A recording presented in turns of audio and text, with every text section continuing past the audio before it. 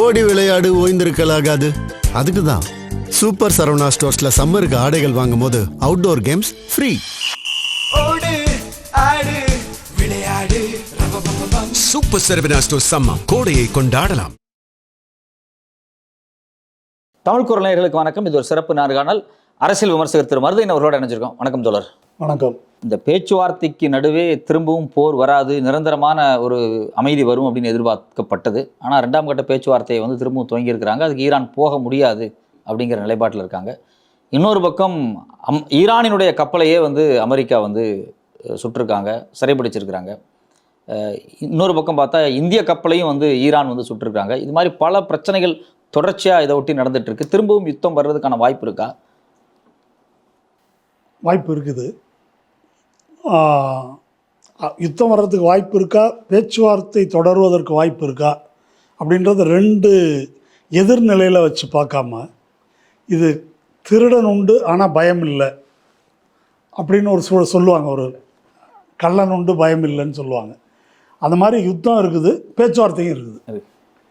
ஆனால் இன்றைக்கி பேச்சுவார்த்தை ஈரான் வரல.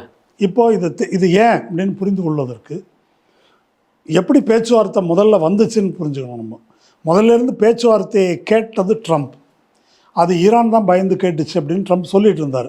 அப்படி இல்லை, ட்ரம்ப் தான் கேட்டாருன்னு அவங்க ஊர்லேருந்து வர ஃபினான்ஷியல் டைம்ஸ் பத்திரிகையே அதை எக்ஸ்போஸ் பண்ணிட்டாங்க. ஈரான் அப்போலேருந்து என்ன சொன்னாங்கன்னா, எங்களுக்கு போர் நிறுத்தம் வேண்டாம், சமாதானம் வேண்டும். சமாதானம்னா எங்கள் ஊருக்கு மட்டும் இல்லை, வளைகுடா பிராந்தியத்துக்கு சமாதானம் வேண்டும் அப்படின்னு சொல்லி தான் எங்களுடைய கோரிக்கை அப்படின்னு அவங்க ஒரு 10 பாயிண்ட் சொல்லியிருந்தாங்க. அந்த 10 பாயிண்ட் நல்லா இருக்கே, அதிலேயே பேச்சுவார்த்தை நடத்தலாம் அப்படின்னு சொல்லி பேச்சுவார்த்தைக்கு வந்தாங்க. பேச்சுவார்த்தைக்கு பேச ஆரம்பிக்கும் போதே அங்கே ட்ரம்ப்புடைய ப்ரெஸ் செக்ரட்டரி அந்த அம்மா என்ன சொல்லிச்சுன்னா, 10 பாயிண்ட்டை தூக்கி அப்போயே ஜனாதிபதி குப்பை தூக்கி போட்டு அதெல்லாம் ஒன்றும் கிடையாது அப்படின்னு சொன்னாங்க. சொல்லிவிட்டு பேச்சுவார்த்தை கடைசியில் முடிஞ்சு, நாங்கள் ஒரு டீல் அவங்களுக்கு கொடுத்தோம், அவங்க அதை எடுத்துக்கல, அது அவங்களுக்கு தான் இழப்பு, எங்களுக்கு ஒன்றும் இல்லை அப்படின்னு சொல்லிவிட்டு, நியூக்ளியர் இதை பண்ணவே கூடாது, அந்த செறிவூட்டப்பட்ட யுரேனியத்தை எங்கள்கிட்ட ஒப்படைக்கணும், இப்படி ஆகாத டிமாண்ட்லாம் வச்சு வந்துட்டாங்க. அப்போது ஈரான் அந்த பேச்சுவார்த்தை முறிவின் போது என்ன சொன்னாங்கன்னா, மேக்சிமலிஸ்ட் டிமாண்டு, அது ஒரு நாகரிகமான முறையில் சொன்னாங்க, இதை ஆகாததை இவங்க வச்சாங்க அப்படின்னு சொல்லிட்டு. அதுக்கு பிறகு இந்த போர் நிறுத்தம் தொடர்வதற்கு மட்டும் ஒரு இது பேசியிருந்தாங்க. அது என்னென்னா, ஹார்மூஸில் நீங்கள் ஃபுல்லாக எல்லாரையும் விடணும் அப்படின்றது அமெரிக்காவின் கோரிக்கை. அப்படி நாங்கள் விடணும் அப்படின்னாக்கா, லெபனானில் இஸ்ரேல் அடிச்சுக்கிட்டே இருக்கிறாங்க. போர் நிறுத்தம்னா என்ன அர்த்தம், அதை நிறுத்த சொல்லு, அப்போ தான் இதை யோசிக்க முடியும் அப்படின்னோடனே ட்ரம்ப் முதல்ல என்ன சொன்னார்னாக்கா, அதுக்கும் இதுக்கும் சம்மந்தம் இல்லை அப்படின்னாரு. அதுக்கும் இதுக்கும் சம்மந்தம் இல்லைன்னா இப்போ ஆளை விட அது அடைச்சி தான் இருக்கும் போன்னு சொல்லிட்டாங்க. அப்புறம் வேறு வழி இல்லைன்னு சரி அப்படின்னு இவர் நேராக போர் நிறுத்தான்னு இவரே அறிவிச்சிட்டார். லெபனான் இஸ்ரேல் ஆமாம், இனிமேல் சொல்ல மாட்டாங்க அப்படின்னாரு. நெத்தன்யாவுக்கு அறிவிப்பு கேட்டு தான் தெரியும் சொல்கிறது. அது முடிஞ்சது, அறிவிச்சிட்டாங்க. அங்கே அது நிறுத்தப்பட்டு விட்டது. அது நிறுத்தப்பட்ட பிறகு தான் இவங்க ஹார்மூஸை ஓப்பன் பண்ணுறாங்க. இந்த ஹார்மூஸை ஓப்பன் பண்ணுறதுன்றது திரும்ப திரும்ப நாங்கள் எப்பொழுதுமே மூடவில்லைன்றதை அவங்க சொல்லிட்டு இருக்கிறது. அவங்க சொன்னது என்னென்னா, எதிரி கப்பல்களை நாங்கள் அனுமதிக்க மாட்டோம். India, China, Philippines, South Korea, Japan, France இவங்களுக்கெல்லாம் நான் அனுமதிச்சு தான் இருக்கிறோம்.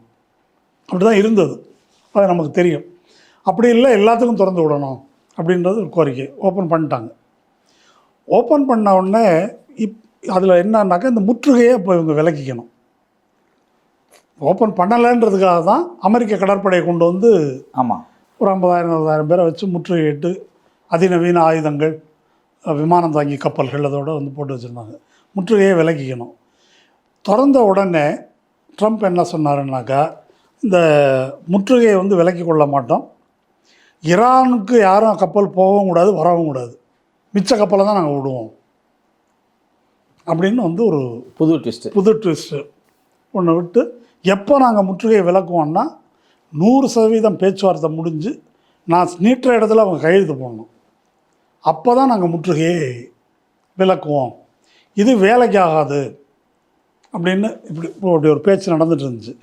இதுக்கு மேலே போய் ஒரு படி மேலே போய் ஒத்துக்கலை அப்படின்னா எல்லா பவர் பிளான்ட்டு, பிரிட்ஜு ஒன்று மிச்சம் இல்லை, எல்லாத்தையும் தரமட்டமாக்கிடுவேன் ரொம்ப நல்லவன் நினச்சிங்களா, ரொம்ப இழிச்சவன் நினச்சிங்களா என்ன அப்படின்னு வந்து ஒரு ட்வீட் போட்டார்.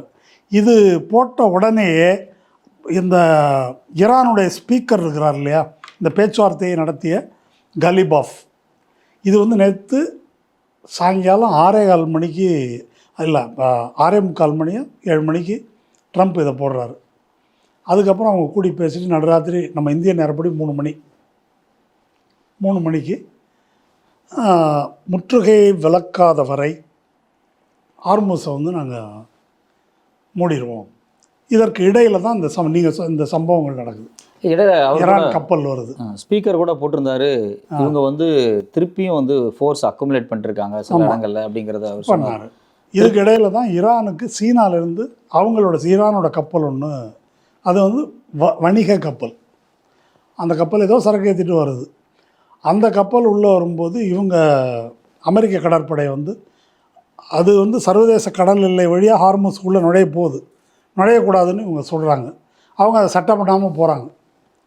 போன உடனே என்ன செய்கிறாங்கன்னா, இவங்க அந்த என்ஜின் ரூமை நோக்கி அடிக்கிறாங்க. அடிச்சுட்டு ஹெலிகாப்டரில் வந்து இறங்கி அந்த கப்பலை கைப்பற்றுறாங்க. இது வந்து இவங்கள ப்ரொவோக் பண்ணுது. ஈரானை வந்து ப்ரொவோக் பண்ணுது. உடனேயே வந்து அதுக்கு எதிர்வினையாக ஹார்முஸ்லேருந்து வெளியே வர கப்பல் இருக்குல்ல, ஹார்முஸை க்ளோஸ் பண்ணிட்டோம் அப்படின்றாங்க. ஹார்முஸ்ன்றது பல 100 கிலோமீட்டரு இந்த ஏமன் வளைகுடா, அந்த முனையில் ஹார்முஸ் நெக் இருக்குது, உள்ளே வந்து அது போகுது. இந்திய கப்பல், சீன கப்பல், ஃப்ரெஞ்சு கப்பல், இவங்கெல்லாம் அந்த IRGC இருக்கிறாங்க இல்லையா, இஸ்லாமிக் ரெவல்யூஷனரி காட் கார்ப்ஸ், அவங்கள்ட்ட டோக்கன் வாங்கிக்கிட்டு அனுமதி சீட்டு வாங்கிக்கிட்டு வராங்க. இங்கே வந்து இவங்க சுட்டு யாரும் போகக்கூடாது அப்படின்னு சொல்கிறதுன்னா கப்பலை பார்த்து சுடலை, எச்சரிக்கை வார்னிங் ஷாட் அப்படி சுட்டு சொல்கிறாங்க.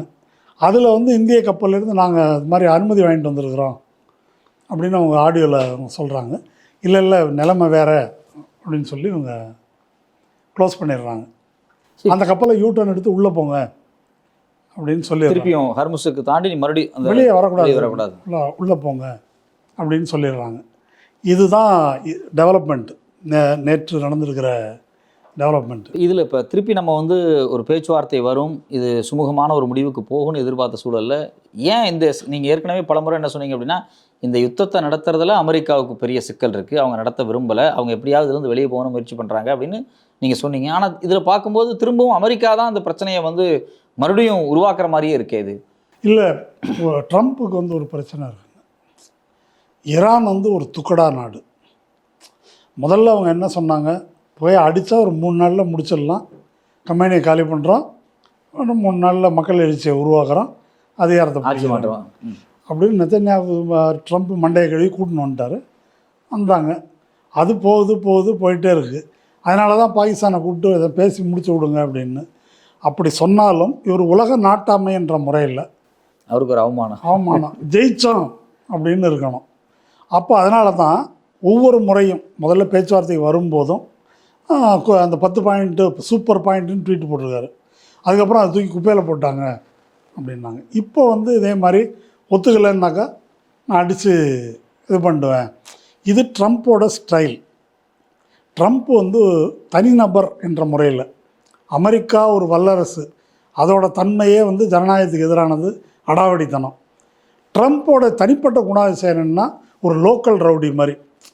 ஒரு ரியல் எஸ்டேட் பண்ணுறாங்க இல்லையா, என்னப்பா காலி பண்ணுறியா என்ன அப்படிம்பாங்கல்ல, முதல்ல வந்து எவ்வளோ ரூபா வேணும் வாங்கிக்க, எவ்வளோ வாங்கிட்டு காலி பண்ணி, இல்லைங்க இது பாரம்பரியமாக நாங்கள் இருக்கிற இடம் போக மாட்டோம் அப்படின்னா ரவுடி அனுப்புவாங்கல்ல. இப்படி பழகினவர் தான் ட்ரம்ப்பு. அப்போ ட்ரம்ப்புக்கு அந்த மொழி இருக்குது. இது மாதிரி இது வந்த உடனே இந்த மொழியில் பேசுகிற ஒன்று அமெரிக்கா வல்லரசுன்ற முறையிலும், ட்ரம்ப்பு என்ற ரியல் எஸ்டேட் ரவுடி என்ற முறையிலும் வந்து அதை பேசுகிறாரு. அப்படி பேசும்போது அது என்ன ஆகுதுன்னாக்கா, பேச்சுவார்த்தை அப்படின்றது போரை முடிக்கிறதுக்கு இது என்ன ஆகுதுன்னாக்கா, இவர் பேசுகிறது வந்து 10 வச்சு அதுக்கு மேலே கொண்டு போகிறதுக்கு வழிவகுக்குது. இதில் ஒரு சின்ன ஒரு லாஜிக்கான ஒரு விஷயம். இப்போ வந்து நெத்தன்யா தான் இந்த போருக்கு வந்து அமெரிக்காவை இழுத்து விட்டது அப்படிங்கிறது வந்து பல செய்திகளில் வெளியே வந்திருக்கு. குறிப்பாக அமெரிக்காவினுடைய கவுண்டர் டெரரிசம் சீஃப் நியூயார்க் டைம்ஸில் போட்டாங்க. இப்போ என்னென்னா, இப்போ நெத்தன்யாவுக்கே தெரிஞ்சிருக்குமோ, இஸ்ரேலுக்கே தெரியுமோ இந்த யுத்தத்தில் ஈரானை காலி பண்ண முடியாது, ஆனால் அமெரிக்காவை கொண்டாந்து இழுத்து விட்டுட்டா வேற வழி இல்லை, முடிச்சுட்டு தான் போய் நம்ம ஈரானை முடிந்தவரை சேதப்படுத்தலாம்.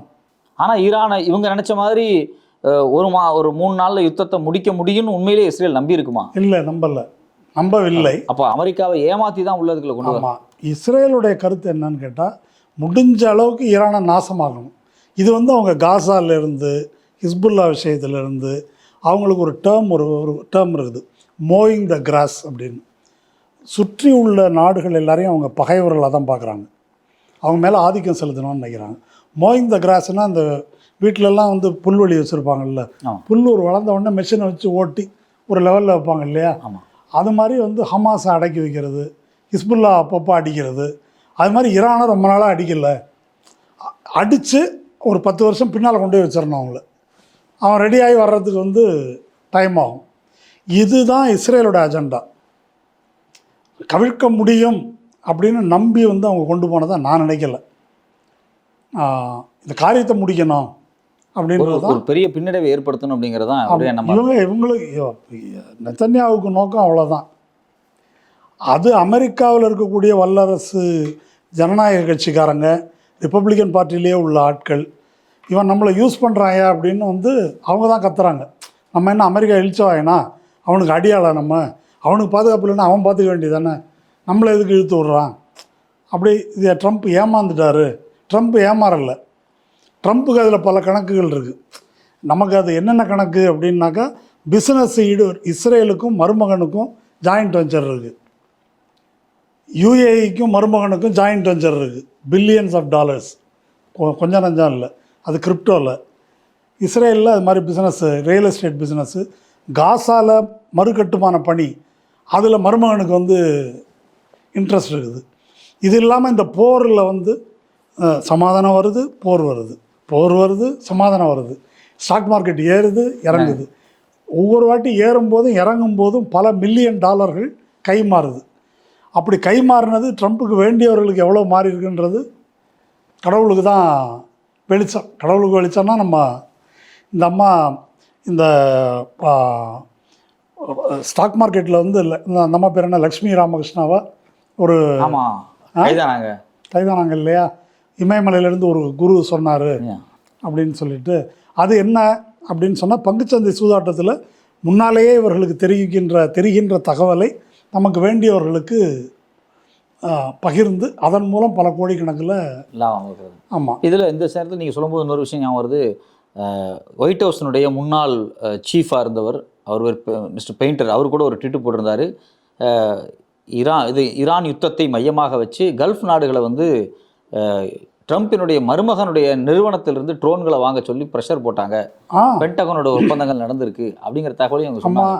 அது மிலிட்ரி இண்டஸ்ட்ரியல் காம்ப்ளெக்ஸ் தானே, ஒரு பவர் அஸ்ன்னு நினைக்கிறேன் ஒரு நிறுவனம். அந்த நிறுவனத்திட்ட வந்து நீங்கள் வந்து ட்ரோன்களை வாங்கணும்னு சொல்லி கல்ஃப் கண்ட்ரிஸ்ட்டை மிரட்டல் விட்டுருக்காங்க அப்படின்னு சொல்கிறாங்க. ஸோ அப்போ இது வந்து ஒரு பக்கம் இவ்வளோ பெரிய பஞ்சாயத்துகள் போயிட்டு இருக்கும்போது, இன்னொரு பக்கம் ட்ரம்பினுடைய தனிப்பட்ட குடும்பம் இது வந்து எப்பொழுதுமே போன தேர்தலில் ரஷ்யாவில் கூட்டு வச்சுக்கிட்டு இருந்தாலும் ஜெயிச்சிட்டான். கேம்பிரிட்ஜ் அனாலிட்டிகா பிரச்சனை இதெல்லாம் வந்தது. அமெரிக்கா முதலாளி வர்க்கம் இருக்கு இல்லையா, பன்னாட்டு முதலாளிகள், அவங்களுடைய பிரச்சனையே என்னன்னு கேட்டால், பன்னாட்டு முதலாளி வர்க்கத்தின் நலன், அதாவது அமெரிக்க வல்லரசின் நலனை காட்டிலும் தன்னுடைய நலனுக்காக நம்மளை வந்து அவன் விலை பேசுகிறான், ரேட்டு பேசி வந்து இது பண்ணிக்கிறான் அப்படின்றது தான் ட்ரம்ப்போட அவங்களுக்கு உள்ள பிரச்சனை. பாரம்பரிய முதலாளிகள் இருக்காங்கல்ல, ஆமாம், அது வந்து ட்ரம்ப்போட ஒரு கேரக்டர். அது உள்நாட்டில் இப்போ ஒரு எதிர்ப்பு வந்திருக்குல்ல. ஆமாம், எதிர்ப்பு வந்திருக்குது, உள்நாட்டில் கடும் எதிர்ப்பு வந்திருக்குது. இப்போது ட்ரம்ப் வந்து இதில் தோற்றுவிடு, நீங்கள் கேட்ட கேள்வி வந்து சிக்கலில் மாட்டியிருக்காரு அப்படின்னாலும் சமாதானமாகிறது ஏன் அவரே கெடுத்துக்கிறாருன்றது அது ஒரு முக்கியமான விஷயம். அதுதான் நீங்கள் கேட்டீங்க, அதுதான் இந்த கேரக்டரிஸ்டிக்ஸு. இப்படி கெடுத்துக்கிறாரு. இப்போ வெளியே வரணும் அப்படி, இப்போது நீங்கள் யோசிச்சு பாருங்களேன், சுமூகமாக ஒப்பந்தம் முடிந்தது அப்படின்னு ஏதோ ஒன்று பேசி முடிச்சுட்டு வந்தால் எதுக்கு சண்டைக்கு போனேன்? இப்போது என்னென்னு நான் சொன்னேன், ரெஜிமும் மாற்ற போகிறேன்னு சொன்னேன், அணு ஆயுதத்தை கைப்பற்ற போகிறேன்னா, ஏவுகணை இதெல்லாம் வந்து அழிக்க போகிறேன்னு சொன்னேன். ஏதாவது நடந்துருக்குதா? எதுவுமே நடக்கலை, எல்லாம். ஆமாம், புதுசாக ஒரு தலைவலியை இழுத்து விட்டுருக்கிறேன். இழுத்து விட்டுருக்குறேன். இப்போ எதுக்கே அவ்வளோ ரூபா செலவு பண்ணேன், இப்போயே எவ்வளோ பில்லியன் டாலர் செலவாயிருக்கு, இதை வச்சு என்ன பண்ணியிருக்கலாம்னு எழுத ஆரம்பிச்சிட்டாங்க. இது மாதிரி குடியிருப்பு பிரச்சனை இது பண்ணியிருக்கலாம், அதை தீர்த்துருக்கலாம், இதை தீர்த்துருக்கலாம், மருத்துவமே இல்லாமல் இருக்குது, நீ வந்து ஒபாமா கேரை காலி பண்ண அதை கொடுத்துருக்கலாம், இதை இப்படி வந்து போய் ஆரம்பிச்சிட்டாங்க. அப்போ இந்த கேள்வி எல்லாம் வரும். குறைந்தபட்சம் ஒரு கப்பு வாங்கிட்டு வந்தாலாவது ஜெயிச்சிட்டோம். கொஞ்சம் ஒரு ரெண்டு கப்பு யுரேனியத்தை போட்டாவது கொடுங்க, ஊரில் எடுத்துகிட்டு போய் வச்சாங்க. இப்போ நேற்றுக்கு வந்து அங்கே ஒரு ரேட்டிங் எடுத்திருக்காங்க அவருக்கு. அவங்களுக்கு அப்ரூவல் ரேட்டிங்னு சொல்கிறாங்க இல்லையா, இப்போ ட்ரம்ப்போட அப்ரூவல் ரேட்டிங் 37%. படு பாதாளம் இது.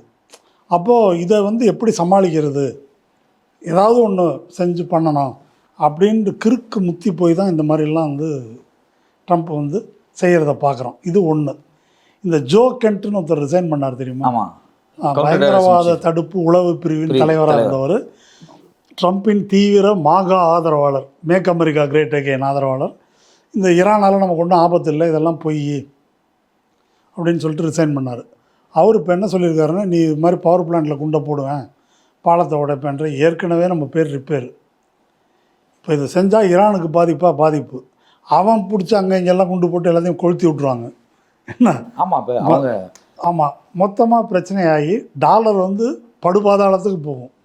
அது வந்து ஈரான் அழியுதோ இல்லையோ நம்ம அழியிறது உறுதி, அதை நோக்கி அது போகும். இது தேவையில்லாத வேலை. அதனால் என்ன செய்யலான்னா, சைலண்ட்டாக வந்துருங்க. இது நம்ம வடிவேல் காமெடி சொல்கிறதுன்னா, ஒத்துக்கிறேன் உங்கள் அம்மா பத்தினின்றத ஒத்துக்கிறேன்னு சொல்லிட்டு வந்துரு. இதுக்கு மேலே நம்ம வந்து ஒன்றும் பண்ண முடியாது. ஏன்னாக்கா ஒரு காமன் சென்ஸ்லேயே ஒன்று சொல்கிறேன். திரும்ப இதுவும் கட்டதுர காமெடி தான். இதுவும் ஹார்மோஸ் வந்து இங்கே முடியுது, இங்கே வந்து இன்டர்நேஷ்னல் வாட்டர் தொடங்கிடுது. சரி, இவ்வளவு கப்பல், ரத கஜ துரக பதாதிகள்லாம் வச்சுருக்கிறீங்கள, அப்படியே உள்ளே பூந்துட வேண்டியதானே? காமன் சென்ஸில் உள்ள எதுக்கே வெட்டியாக நிப்பாட்டி வச்சுருக்கிற இவ்வளோ பேரை? அவன் தான் தடுக்கிறான்ல, சரி நான் உடச்சி உள்ளே போகிறேன்னு போக வேண்டியதானே? ஏற்கனவே என்ன சொன்னார் அப்படின்னா, உள்ளே போகிறோம், கார்க் ஐலண்டை கைப்பற்றுறோம், உள்ளே என்னென்ன தீவு இருக்குன்றோம், முடிக்கிறோம் அப்படின்னு ஏற்கனவே சொன்னார். சொல்லிவிட்டு அப்புறம் கொஞ்ச நாள் கழித்து, ஒரு 2-3 நாள் கழித்து என்னாச்சுன்னா, ஐரோப்பாக்காரங்களை பிரிட்டன்லாம் கூப்பிட்டு, நீங்கள் முன்னால் போங்க, நாங்கள் பின்னாலே வரோம். அவங்களுக்கு என்ன மேட்ருன்னு தெரியும். முன்னால் போனால் நமக்கு என்ன கதி. நான் வரலன்னு சொன்னார் ஒரு ஸ்டாமரு. நீ எல்லாம் ஒரு ஆள், ஒரு இத்து போன பிளேனை வச்சுருக்கிற, நீ ஒரு நாடு. அப்புறம் அந்த பிரான்ஸ் அதிபர் இது லாயக்கு இல்லைன்னாரு. நீ போடா, நீ பொண்டாட்டி அடி வாங்கினவன். இதெல்லாம் வந்து ட்ரம்ப் பேசுனது, நான் சொல்லலை, ட்ரம்ப் சொன்னது இதெல்லாம். அப்படின்னு சொல்லி ஒதுக்கி விட்டு, சரி நம்ம தான் போனோன்னா அவர் ஆலோசகர்கள் இருக்காங்கல்ல, அது ஈரானில் வாங்க வரவேற்கிறோம், உங்களுக்காக தான் காத்துட்ருக்குறோம், வரும்போது ஆளுக்கு ஒரு பொட்டி மட்டும் எடுத்துகிட்டு வந்துடுங்க அப்படின்னு அவங்க நேரடியாக சொன்னாங்க. நிறைய சொன்னாங்க. ஒரு விரிவான உரையாடல் தொடர். உங்களுடைய நேரத்துக்கும் கருத்துக்கு ரொம்ப நன்றி தொடர். நன்றி.